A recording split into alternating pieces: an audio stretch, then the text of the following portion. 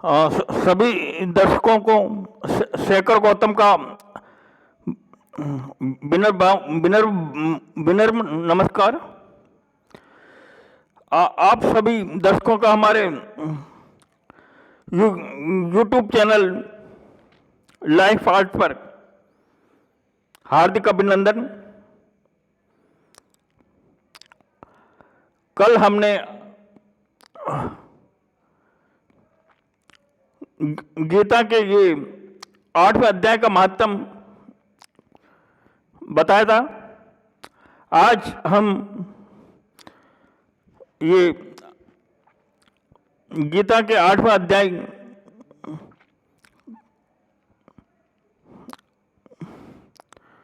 का वर्णन आपके सामने प्रस्तुत करेंगे।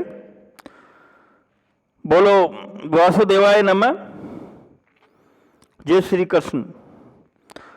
चलो शुरू करते हैं। तो ये 8वां अध्याय शुरू कर रहे हैं। इस प्रकार भगवान के वचनों को न समझकर अर्जुन बोले, हे पुरुषोत्तम, जिसका आपने वर्णन किया वह ब्रह्म क्या है, आध्यात्म क्या है, कर्म क्या है और अधिभूत नाम से क्या कहा गया है, अधिदेव नाम से क्या कहा जाता है। हे मधुसूदन, यहाँ अधियज्ञ कौन है और वो इस शरीर में कैसे हैं, और युक्त चित्त वाले पुरुषों द्वारा अंत समय में आप किस प्रकार जानने में आते हो। इस प्रकार अर्जुन के प्रश्न करने पर श्री कृष्ण भगवान बोले, हे अर्जुन, परम अक्षर अर्थात जिसका कभी नाश नहीं हो, ऐसा सच्चिदानंद धन परमात्मा तो ब्रह्म है और अपना स्वरूप अर्थात जीवात्मा आध्यात्म नाम से कहा जाता है, तथा भूतों के भाव को उत्पन्न करने वाला शास्त्र विहित यज्ञ, दान और होम आदि के निर्मित जो द्रव्य आदि को का त्याग है वो कर्म नाम से कहा गया है। उत्पत्ति विनाश धर्म वाले सब पदार्थ आदि भूत हैं और हिरण्य में पुरुष अधिदेव हैं, और हे देव देहधारियों में श्रेष्ठ अर्जुन, इस शरीर में मैं वासुदेव ही विष्णु रूप से अधि यज्ञ हूं, और जो पुरुष अंतकाल में मेरे को ही स्मरण करता हुआ शरीर को त्याग कर जाता है वो मेरे साक्षात स्वरूप को प्राप्त होता है। इसमें कुछ भी संशय नहीं है, इसमें कुछ भी शंका नहीं है। कारण कि हे कुंती पुत्र अर्जुन, ये मनुष्य अंतकाल में जिस जिस भी भाव को स्मरण करता हुआ शरीर को त्यागता है उसको ही प्राप्त होता है, परंतु सदा उसी भाव को चिंतन करता हुआ, क्योंकि सदा जिस भाव का चिंतन करता है अंतकाल में भी प्राय उसी का स्मरण होता है। इसीलिए हे अर्जुन, तू सब समय में निरंतर मेरा स्मरण करो और युद्ध भी कर। इस प्रकार मेरे में अर्पण किए हुए मन बुद्धि से युक्त हुआ निसंदेह मेरे को प्राप्त होगा। हे पार्थ, ये नियम है कि परमेश्वर के ध्यान के अभ्यास रूप योग से युक्त अन्य तरफ न जाने वाले चित्त से निरंतर चिंतन करता हुआ पुरुष परम प्रकाश रूप दिव्य पुरुष को अर्थात परमेश्वर को ही प्राप्त होता है। इससे जो पुरुष सर्वज्ञ अनादि सबके नियंता सूक्ष्म से भी अति सूक्ष्म सबके धारण पोषण करने वाले चिंते स्वरूप सूर्य के सदृश नित्य चेतन प्रकाश रूप, अविद्या से अति परे, शुद्ध सच्चिदानंद धन परमात्मा को स्मरण करता हूं। वो भक्ति युक्त पुरुष अंतकाल में भी योग बल से भ्रकुटी के मध्य में प्राण को अच्छी प्रकार स्थापन करके फिर निश्चल मन से स्मरण करता हुआ उस दिव्य स्वरूप परम पुरुष परमात्मा को ही प्राप्त होता है। हे अर्जुन, वेद के जानने वाले विद्वान जिस सच्चिदानंद धन रूप परम पद को ओंकार नाम से कहते हैं और आसक्ति रहित यत्नशील महात्मा जन जिसमें प्रवेश करते हैं,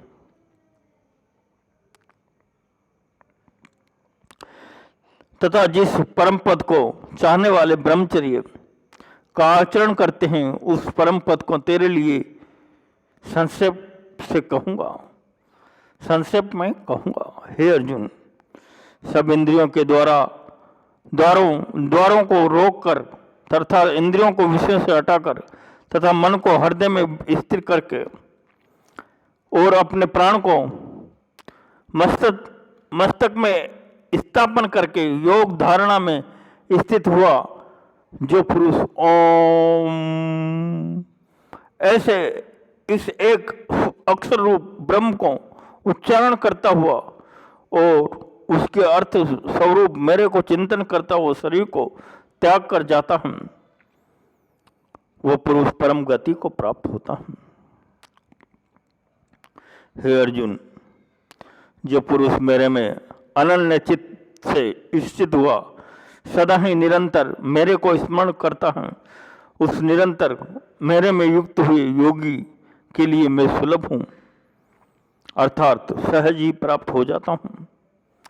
वे परम सिद्धि को प्राप्त हुए महात्मा जन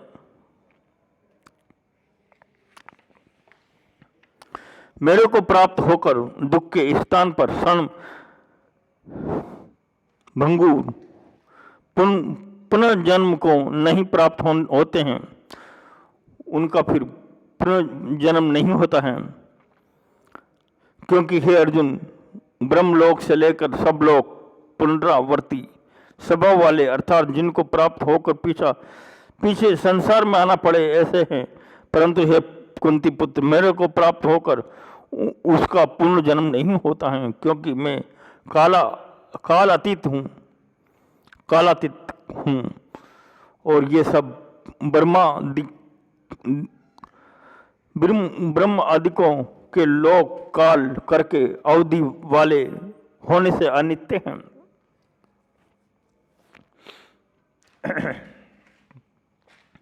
हे अर्जुन, ब्रह्मा का जो एक दिन है उसको 1000 चौकड़ी युग तक अवधि वाला और रात्रि को भी 1000 चौकड़ी युग तक अवधि वाली जो पुरुष तत्व से जानते हैं, अर्थात काल करके अवधि वाला होने से ब्रह्मलोक को भी अनित्य जानते हैं, वो योगी जन काल के तत्व को जानने वाले हैं। इसीलिए वह ये भी जानते हैं कि संपूर्ण दृश्य मात्र भूत गण ब्रह्मा के दिन के प्रवेश काल में अव्यक्त से अर्थात ब्रह्मा के सूक्ष्म शरीर से उत्पन्न होते हैं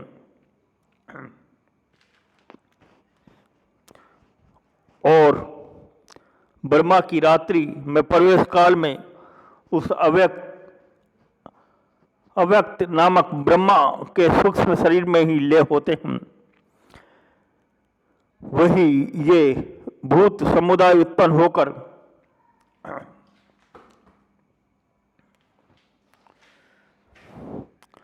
प्रकृति के बस में हुआ रात्रि के प्रवेश काल में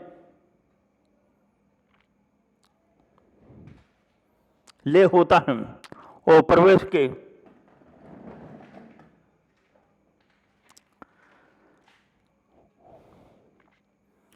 और दिन के प्रवेश काल में फिर उत्पन्न होता है। हे अर्जुन, इस प्रकार ब्रह्मा के 100 वर्ष पूर्ण होने से अपने लोक सहित ब्रह्मा भी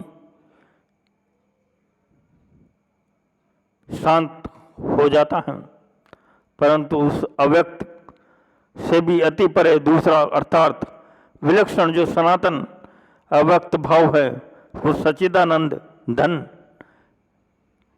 पूर्ण ब्रह्म परमात्मा सब भूतों के नष्ट होने पर भी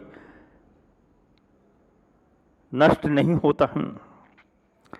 जो वह अव्यक्त अक्षर ऐसे कहा गया है, उसी अक्षर नामक अव्यक्त भाव को परम गति कहते हैं, तथा जिस सनातन अव्यक्त भाव को प्राप्त होकर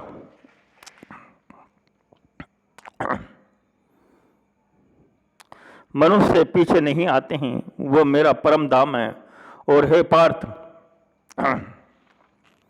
जिस परमात्मा के अंतर्गत सर्वभूत है और जिस सच्चिदानंद धन परमात्मा से ये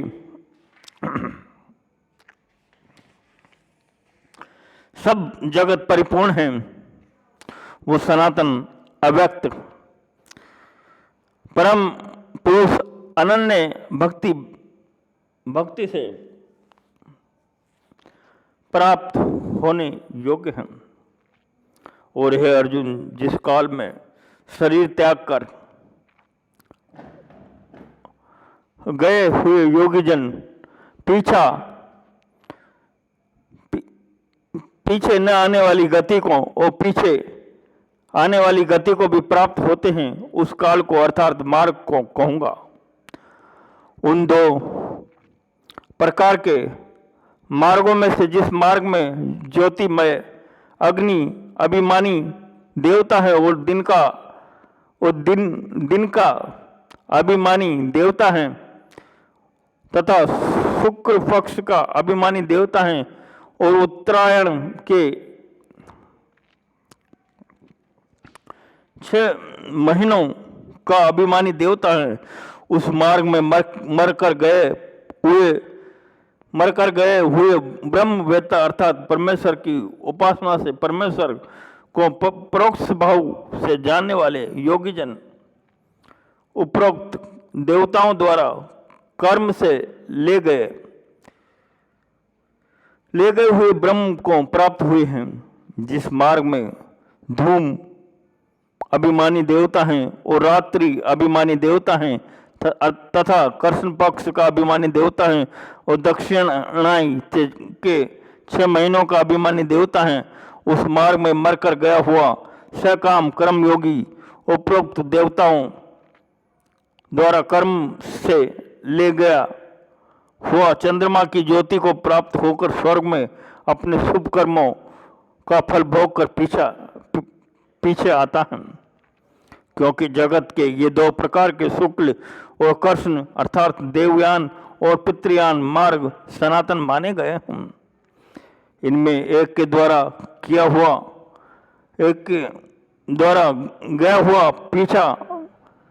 पीछे न आने वाली परम गति को प्राप्त होता है, वो दूसरे द्वारा गया हुआ पीछे आता है अर्थात जन्म मृत्यु को प्राप्त होता है। हे पार्थ, इस प्रकार इन दोनों मार्गों को तत्व से जानता हुआ कोई भी योगी मोहित नहीं होता है, अर्थात फिर वह निष्काम भाव से ही साधना करता है, कामनाओं में नहीं फंसता है। इस कारण हे अर्जुन, तू सब काल में समत्व बुद्धि रूप योग से युक्त हो अर्थात निरंतर मेरी प्राप्ति के लिए साधन करने वाला हो। क्योंकि योगी पुरुष इस रहस्य को तत्व से जानकर वेदों के पढ़ने में तथा यज्ञ तप और दान आदि को करने में जो पुण्य फल कहा है उस सब को निसंदेह उल्लंघन कर जाता है और सनातन परम पद को प्राप्त होता हम। इसी के साथ ये 8वां अध्याय हमारा यहीं संपन्न होता है।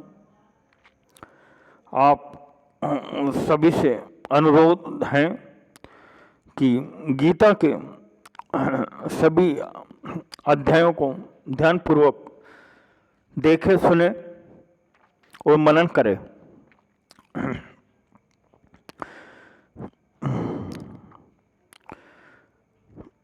ये तो बहुत बहुत धन्यवाद। और आपने अभी तक हमारा चैनल को सब्सक्राइब नहीं किया तो अपने हमारे चैनल को सब्सक्राइब करने की कृपा करें और अपने इष्ट मित्रों को भी इस चैनल के बारे में बताएं, और ताकि उनको भी ये भगवत गीता के अध्यायों का लाभ मिल सके। बहुत बहुत धन्यवाद और बहुत बहुत धन्यवाद। ठीक है, थैंक यू वेरी मच। जय श्री कृष्ण, जय राधे, थैंक यू।